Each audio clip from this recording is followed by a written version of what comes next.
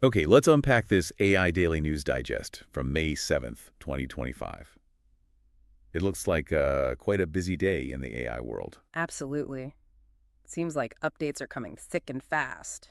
So our goal here is really to cut through the noise, find those interesting nuggets for you, the stuff that makes you go, aha, without, drowning in jargon. Exactly. Let's dig into what actually matters. We've got new models, some benchmark shuffling, open source stuff. Right, quite a mix. Ready to jump in. Let's do it. First up, Google's Gemini 2.5 Pro. This is making waves already, and it's only been, 6 weeks since the last big update? Yeah, that speed is something else, isn't it?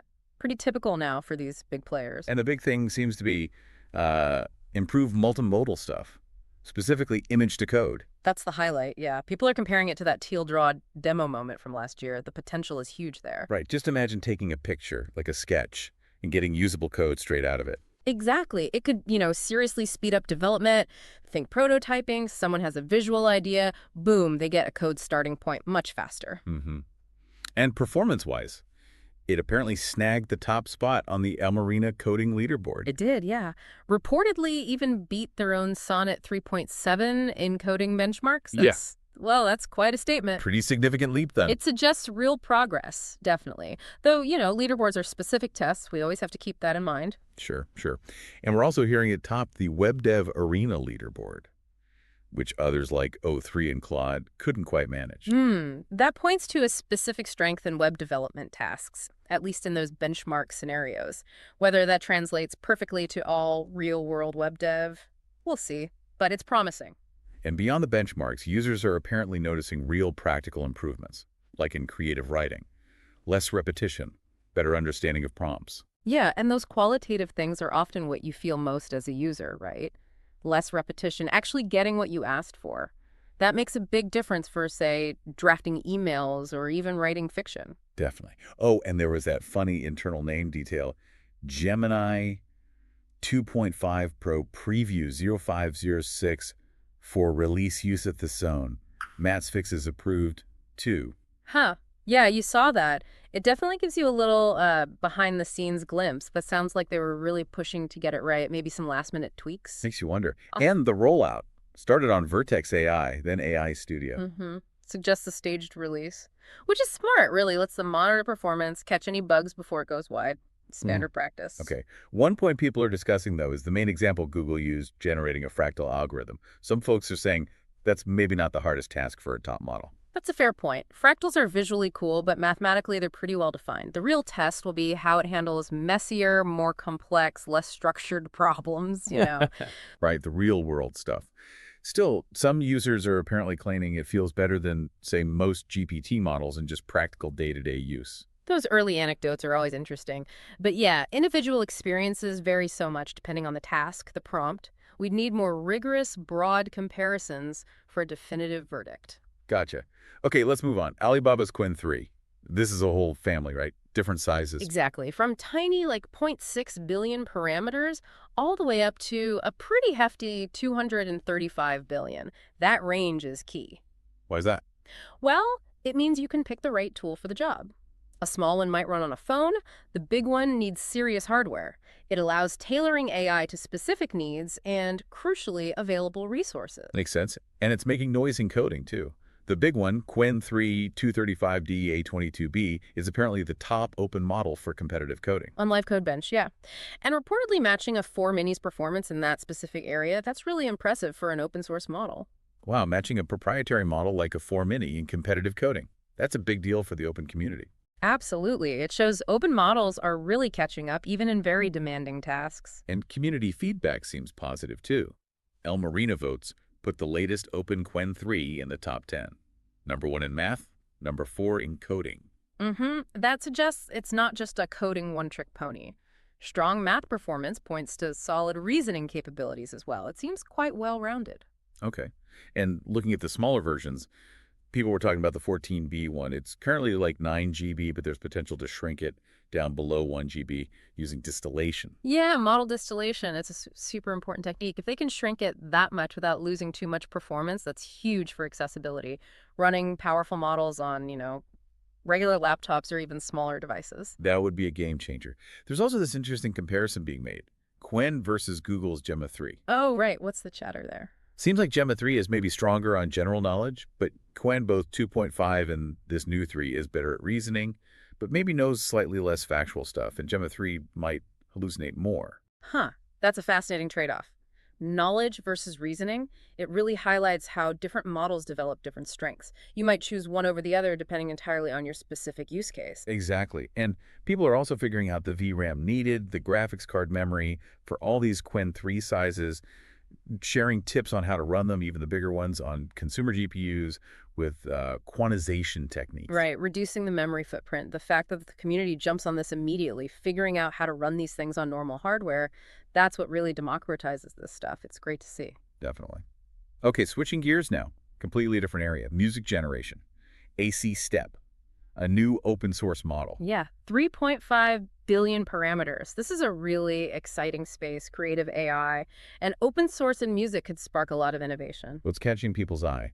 Multilingual output, apparently. 19 languages, and it handles instruments and vocal styles. The multilingual part is big, opens up songwriting in tons of languages. And yeah, handling instruments plus vocals is complex. Progress there is always notable. And crucially, they've released the training code and LoRa fine-tuning code. Which is fantastic for the open source world. It means others can build on it, tweak it, adapt it.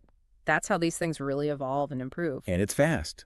Benchmark claims 1 minute of audio in under 2 seconds on a 4090. That's incredibly quick. For creative work, that speed is vital. You want to try things, iterate, not wait minutes for every sample. That enables a much more fluid workflow. The goal apparently is to be like Stable Diffusion, but for music. Democratize high-quality music generation. That's the dream, isn't it? Stable Diffusion totally changed the game for images. If AC Step can get close to that for music. Wow. Though vocals are maybe still a weak point, but the overall audio quality is getting good feedback. That's pretty typical. Lifelike vocals are notoriously hard. But if the musicality is there and the open approach gains traction, it's still a major step forward. The community can help improve those weaker areas too. True. They did note a big speed difference depending on hardware, though. Much slower on, say, an M2 Max MacBook compared to that high-end GPU. Yeah, that's the reality check. Open source is great for access to the code, but peak performance often still requires powerful hardware. It's that constant balancing act. It also sparked a debate, apparently, about what state-of-the-art even means for music AI. Is it following the text prompt perfectly, or is it the actual sonic quality, the musicality?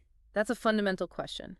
AC Step seems good at following instructions, but is that the main goal? Or is it generating something that sounds amazing even if it deviates a bit from the prompt? Different people will want different things. Interesting philosophical point there. Okay, next up, video generation. Lightrix released LTX V13B. Open source, 13 billion parameters. Another big open source release in a creative domain. Video is super challenging computationally, so seeing progress here is great. The key seems to be this multi-scale rendering approach. Start low res, then refine. Exactly. It's a smart way to manage the huge computational cost. They claim it's like 30 times faster than comparable models and helps with physical realism. Efficiency is king in video generation. And it has advanced controls. Keyframing, camera motion, character motion, multi-shot sequences. Those controls are crucial for making it actually useful for creators, right? Yeah. Moving beyond just simple text-to-video prompts and allowing real direction. They've also released a standard version and a compressed FP8 version, optimized for local GPUs. That FP8 quantized version is key for accessibility. Again, it's about letting more people with less powerful hardware actually run this thing. And it comes with commercial rights, mostly. Plus a whole ecosystem, LoRa trainer, CompUI workflows, diffusers, pipelines. That full package, open model, commercial rights, supporting tools makes it really attractive, both for hobbyists and potentially for businesses. The download is about 26 GB, so not tiny. But that FP8 option helps with VRAM concerns. Yep, 26 gigs is chunky, but manageable. And yeah, the FP8 version directly addresses that VRAM bottleneck many people face. It's a necessary trade-off. Okay, but there are some early caveats. Lower detail sometimes with the FP8 version after upscaling, and maybe some exposure shift issues. Okay, so the compressed version might have some quality trade-offs. That's important to know if you need really high fidelity. Good for experimenting, maybe less so for final production in some cases. And still a question mark over whether really low VRAM systems like just 4 GB can run it at all. Right. It highlights that ongoing challenge, Right. balancing model power with the hardware most people actually have.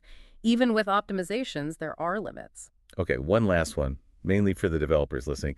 Francois Chollet announced Keras RS. Oh, yeah, the Keras Creator, a new library for recommender systems. That's a very practical, widely used application of AI. Seems like it offers easy building blocks, works with JX, PyTorch, and TensorFlow, and it's optimized for TPUs. That cross-framework compatibility is a big plus. Developers aren't locked into one ecosystem, and TPU optimization signals a focus on performance for these potentially large-scale recommendation tasks. Definitely useful. Okay, so wrapping all this up, what's the big picture for you, the listener? Well, I mean, it's just relentless innovation, isn't it? More powerful models, sure, but also this huge push towards accessibility, open source, quantization, specialized tools for specific tasks like music, video, recommendations. Exactly. It feels like the tools are getting both more powerful and easier to get your hands on. Right, and think about how these pieces might start fitting together.